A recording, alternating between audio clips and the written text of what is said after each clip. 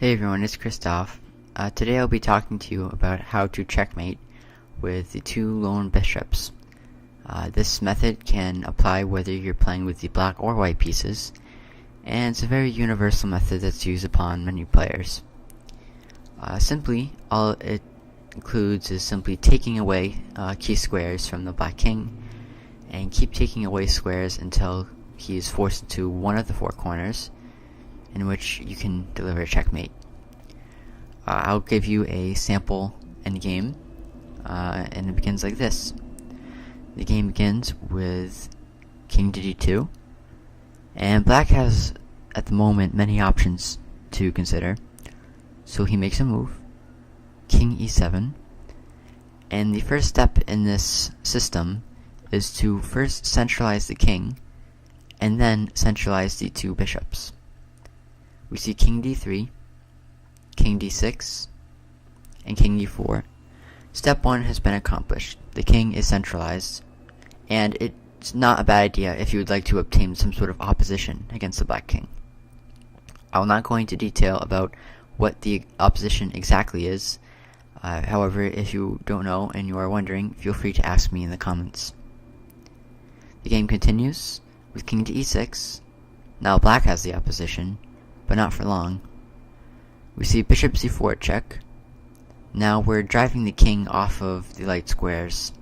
He does have king d7, but in this scenario he chooses king d6, trying to keep centralized as best he can.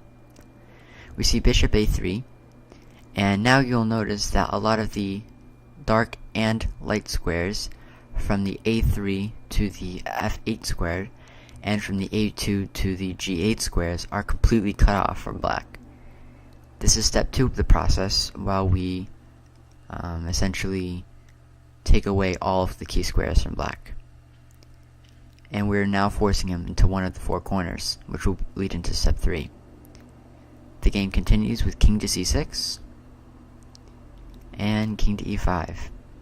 If you back up, suppose the king actually just backs up to d7. Well, in this case, we simply centralize even more, and this time we attain opposition. King d5, king e8, king c6, king d8, pretty much the only move.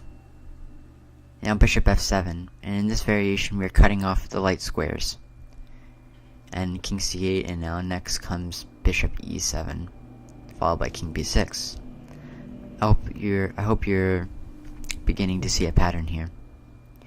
However, if we go back, this was not what was played. Instead, we see king to c6. Now we see king to e5, centralizing even more. And black is starting to realize, or come to the realization, that he's in a pickle. He has to retreat. King d7, king d5. Things are looking grim for black at this point. King c7, and now bishop c5. Keep in mind we are cutting off more of the squares. I think it's important to pay attention to the bishop on c5, as it covers the a3 to f8 diagonal, but also the bishop on c4 kind of works harmoniously with the other bishop, as it cuts off the a6 square. We see king d7, bishop d6, and now more squares are getting cut off. King d8, he's forced to the back rank, and now bishop b5. Now we're controlling the e8 square, which is very crucial, because now our king will soon come to b6. Now we'll essentially c6, b6, or c6, b7. Let's continue. King c8. As you can see, if you can't tell already, the king is being driven to the a8 square, which is one of the four corners, which is our final step. King c6, we have opposition. King d8, trying to escape, but we simply make a waiting move. King b6, very beautiful. The king cannot access d7, it cannot access f8. His only square is king c8. He cannot access c7, as is protected by the bishop and king, neither can he access e7. We see king c8, bishop e7. Now we're cutting off the d8 square. He's forced to the b8 square and then the a8 square.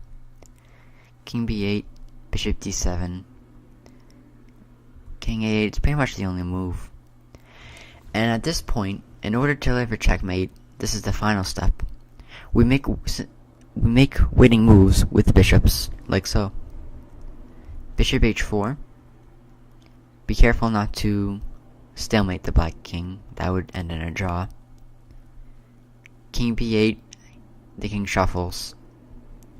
Bishop g3 check. And at this point, he's forced back to the a8 square. Keep in mind how the king on b6 controls a7, b7, and c6 squares.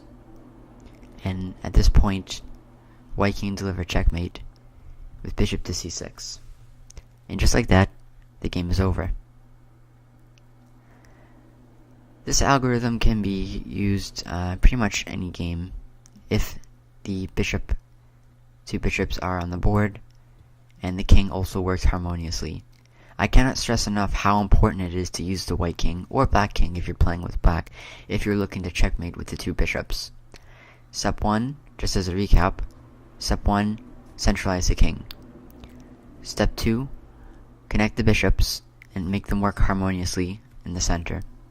Step 3, work your way up the board and force the king to one of the four corners.